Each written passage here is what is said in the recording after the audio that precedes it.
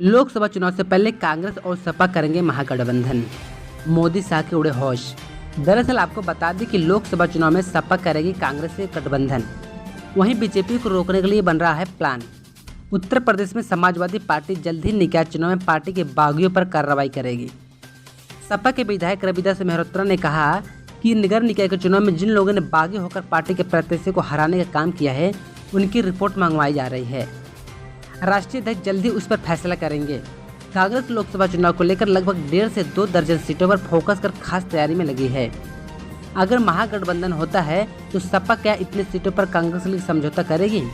इस पर रविदास मेहरोत्रा ने कहा कि सपा लोकसभा चुनाव की तैयारी कर रही है और सभी 80 सीटों पर चुनाव लड़ेगी।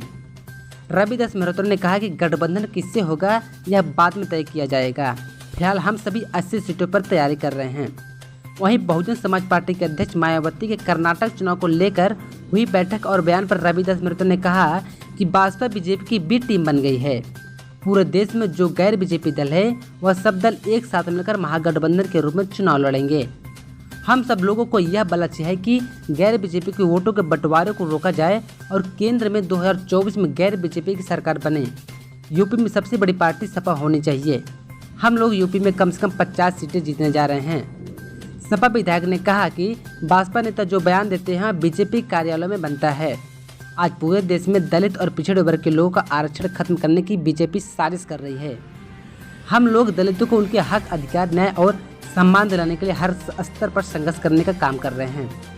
बीजेपी विधायक सुनील शर्मा के मंजारे हटाने से जुड़े पत्र पर रविदास मेहरोत्रा ने कहा कि पार्टी जनता के मुख्य मुद्दों को ध्यान बटाना चाहती है। बहुत सी ऐसे मंजारे हैं जहां पर मुसलमान से अधिक हिंदू जाते हैं। यह हिंदू मुस्लिम एकता का प्रतीक भी है और वहां पर कोई भी धर्म जाति की बात नहीं होती है।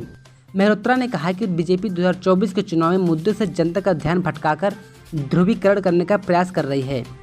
इसके अलावा बीजेपी के महासंपर्क अभियान के तहत सभी 403 विधानसभाओं के पिछड़ा वर्ग सम्मेलन कराने की तैयारी पर रविदास मेहरोत्रा ने कहा कि पिछड़ों को यह बात मालूम हो गई है कि नगर निकाय चुनाव में पार्टी ने उनका आरक्षण समाप्त करने का प्रयास किया।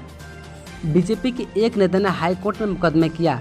मुकदमे में सरकार ने पैरवी ढीली कर दी, जिसके कारण से हाईकोर्ट ने आरक्षण खत्म कर दिया था, लेकिन सुप्रीम कोर्ट ने फिर से आरक्षण को बहाल किया और आरक्षण के साथ चुनाव हुए।